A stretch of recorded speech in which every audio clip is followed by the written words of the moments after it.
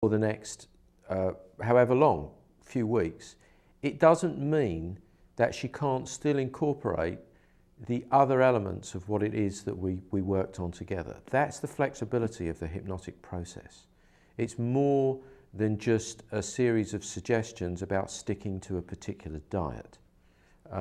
It's about incorporating the conscious and subconscious minds to work together in harmony. Now, the conscious mind element is the element of the diet, of the program, right? So sticking to particular things that you have to do, Holly, on that specific program, correct? Right, yep. Right. So this is the conscious mind. This is the conscious mind thinking about it, considering it, making choices. Part of those choices, for example, is determining, we know there are certain foods that with the best will in the world are probably not healthy. Now, again, I want to be very, very clear here. At least there's a lot of interest in paleo diets, ketogenic diets and other diets where you're told that you absolutely should not ever eat certain things. Again, I have respect for people who want to follow that, and if that's what you want to do, you can do that and incorporate it. However, I'm not saying that even that is absolutely necessary. I personally don't do that. I still eat carbohydrates, some. I still eat the odd piece of cake and piece of chocolate, and I still consistently maintain my weight. But I'm at what we call the latter stages of an eating plan for a healthy life, right? However, there is some education that's needed, right? And there is some habit change that may be needed. Do you want to describe a little bit about some of Peter's eating habits, which I'm sure we all share to some greater or lesser degree, but just give a couple of descriptions. Yeah, he really liked pasta and ice cream. Right. Now, again, we're not saying that you should never have pasta or ice cream again in the whole of your life, unless, there's some specific medical reason why you can't have those things. But a diet that consists of pasta and ice cream, and I'm not saying that's all that Peter eats or any of us all eat, of course.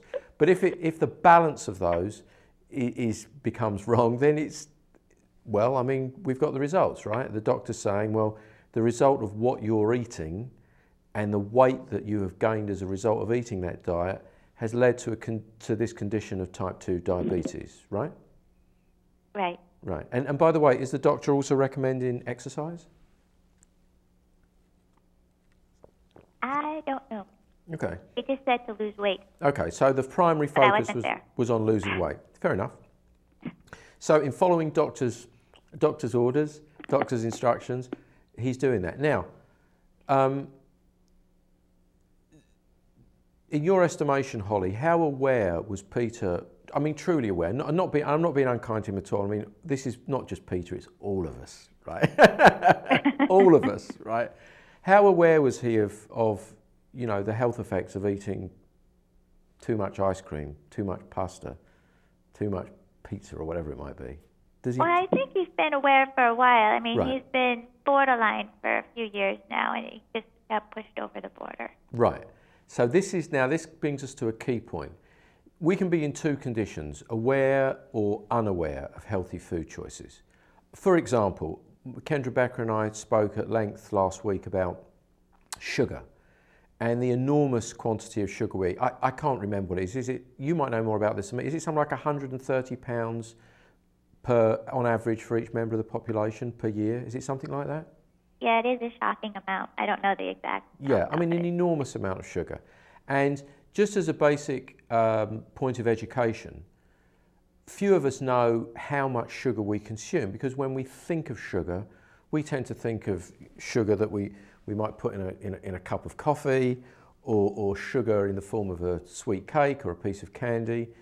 But the sugars that we're not aware of are often the things that are laced with and loaded with sugar, processed foods, many things that we don't think of. So it's necessary for there to be some conscious mind education about sugar, where it is, and as part of a healthy, whole life eating plan, how we can at least lessen the amount of sugar. A well-known doctor who was a specialist in something called orthomolecular medicine, which is a branch of medicine that recommends and supports high doses of certain vitamins and minerals. He's dead now, his name is Dr. Abraham Hoffer. Anything you find by him is worth a read. He stated quite categorically that we could, if all just cut our sugar intake down by 50%, so getting down to a mere, 60 pounds a year, it would probably have a radical effect on improving the health of the nation as a whole. And it's hard to disagree with that, and I think that one will find very, very few people that would say that. However, this is where education is necessary. Now, we've been told many times that sugar is very addictive. Kendra Becker told us last week about the addictive nature of sugar, and it's true. We want that sugar, and we find it in many, many of these substances, the ice creams, the pastas, the sauces. Kendra Becker mentioned the barbecue sauces and things like that. So we need that sugar buzz. Now, so here's where the education is needed, but is it easy to stick to that? Is he having some difficulties avoiding the ice creams and the pastas, Holly? Not yet that I'm aware of. Okay, that's good. So he's got the resolution to stick to it so far, right? So far, so good. Okay. Yeah. Now here's what tends to happen, folks. What tends to happen is that a part of our mind, our subconscious mind, and of course we've talked about before, our subconscious mind and emotions, it rebels. And it says, give me that ice cream, because I need a reward, because I need to feel good, because I need to feel a certain way.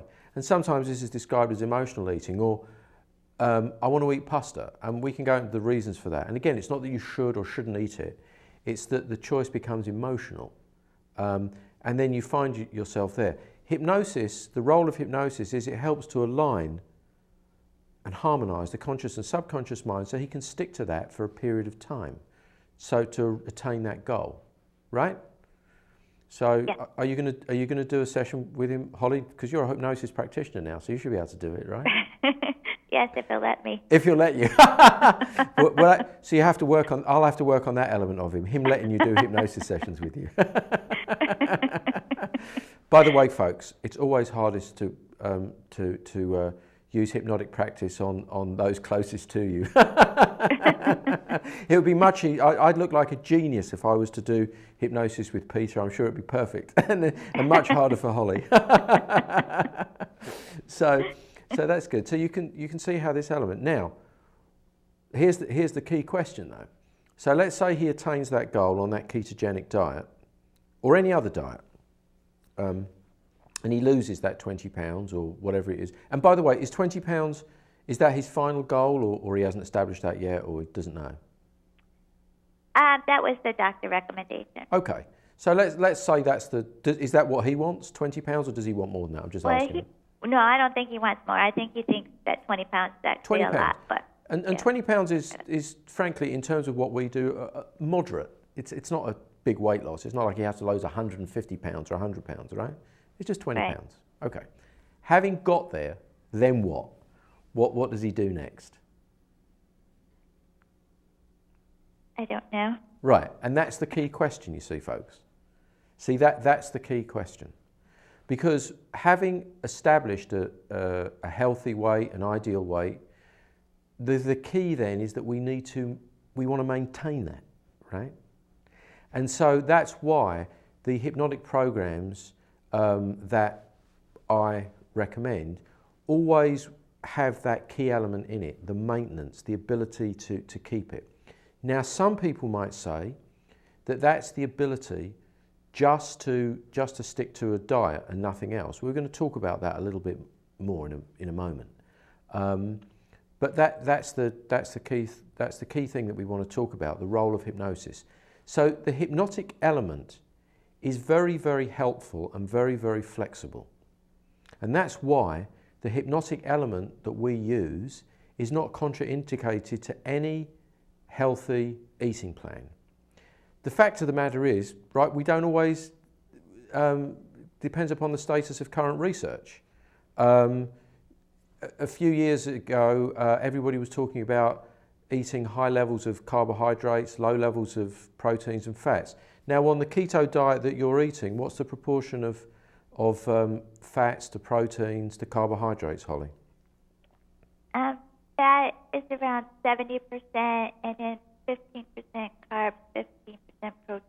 And that's very, very different from the conventional food pyramid that many of us know. And again, I'm not here, and when she talks about fats, she's talking about particular types of fats. I'm not here to debate the merits of a ketogenic diet or a Pritikin type diet or a Weight Watchers diet. That's not what we're here to do. The fact of the matter is that Holly has decided by her own research and in consultation with medical professionals and others, that that's what she wants to do for a period of time for her reasons, and that's what Peter wants to do. So the question isn't whether hypnosis can change her mind about that. It's a question of whether hypnosis and the hypnotic process can support that. And that's what it's really good at doing, at supporting choices that you want to make, that you've decided to make, and to work with you to eliminate subconscious blocks, emotional barriers that are stopping you reaching your ideal healthy weight.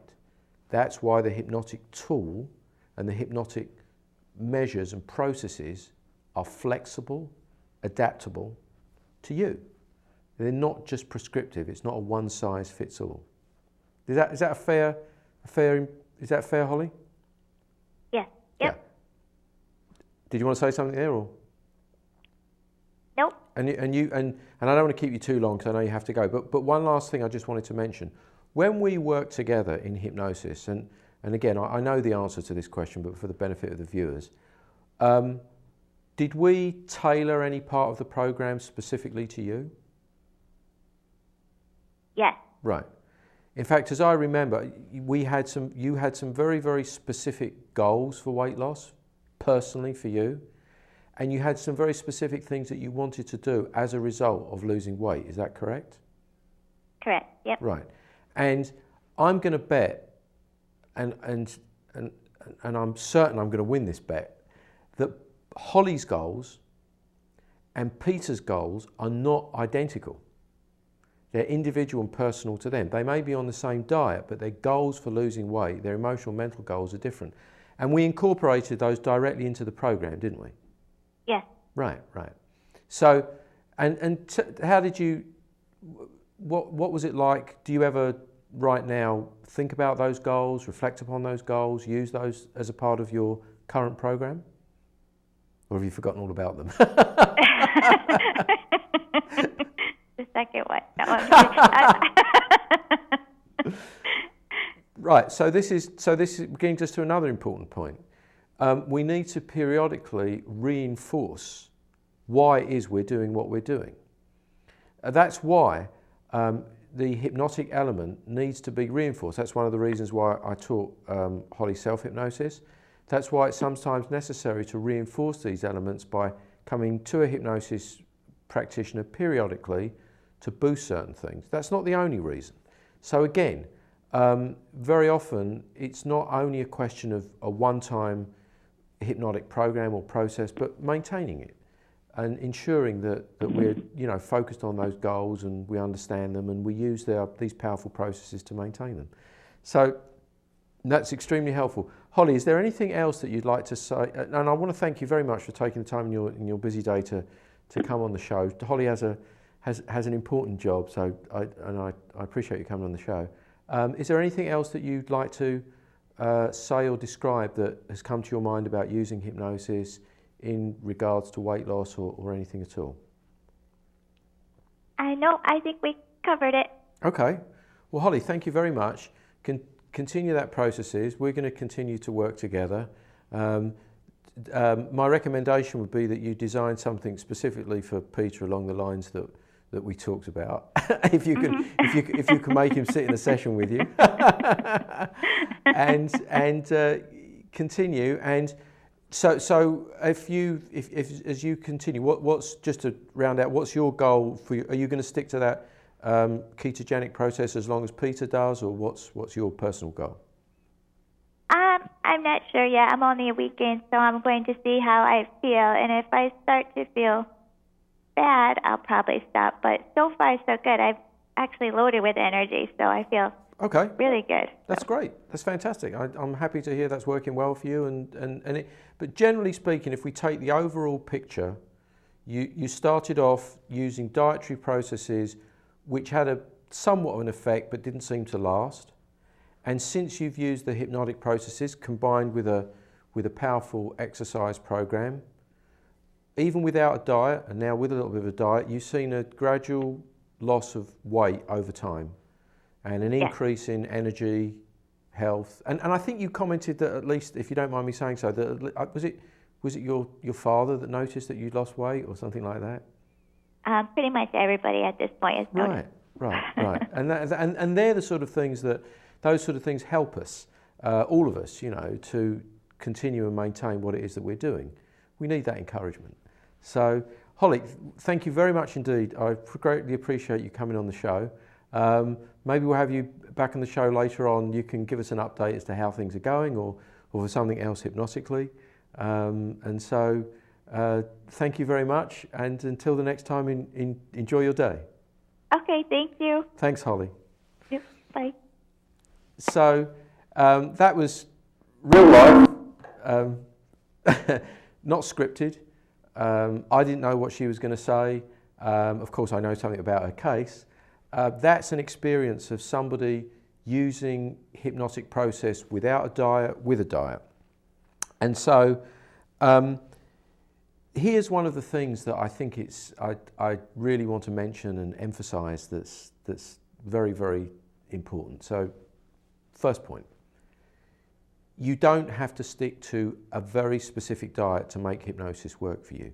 However, if you wish to adopt a particular diet, and there may be very good reasons to do so, as Dr. Kendra Becker said and others have said, you can do it and use the process of hypnosis, and it will greatly enhance and affect your capacity to be on that diet and to benefit from that diet. So that's number one.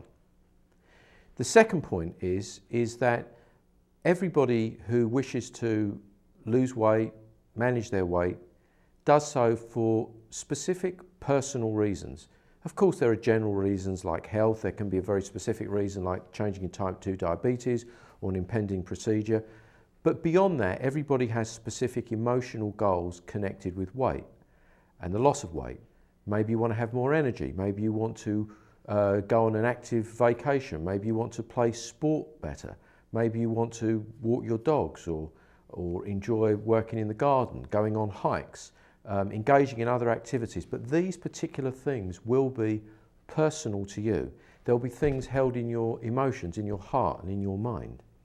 And in the hypnotic processes that we use, and when we work with clients, a part of what we do is to tailor, structure part of the hypnotic process specifically to the particular goals that you have and the particular desires that you have for weight loss.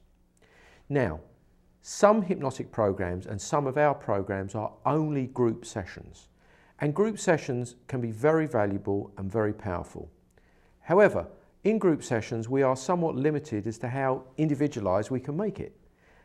So, to increase the power and the effectiveness of specific weight loss protocols using hypnosis, I recommend that at least a portion of the weight loss program, the weight management program, is by individual session.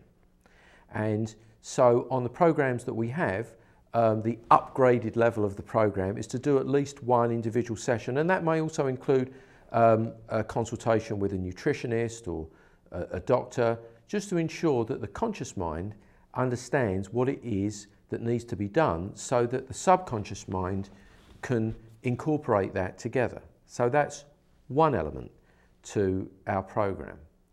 There is a further element as well that is very, very important, which we may talk a little bit more about on other shows, and it's something that we've touched on before. Sometimes people describe a factor called emotional eating. Now, it could be argued that all of our eating is emotional eating.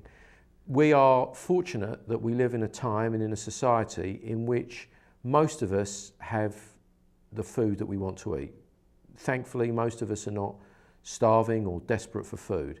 We live in a society, frankly, of abundance. We probably have greater choice of foods and types of food, unless we're extremely poor or below the poverty line. Unless we're there, we have a choice of foods greater than probably any society at any time in history. And people have argued in different ways that our food is depleted in its quality, and we can debate that at a different time. But basically the choice is there. Organic, non-organic, fruits, vegetables, proteins of almost any type.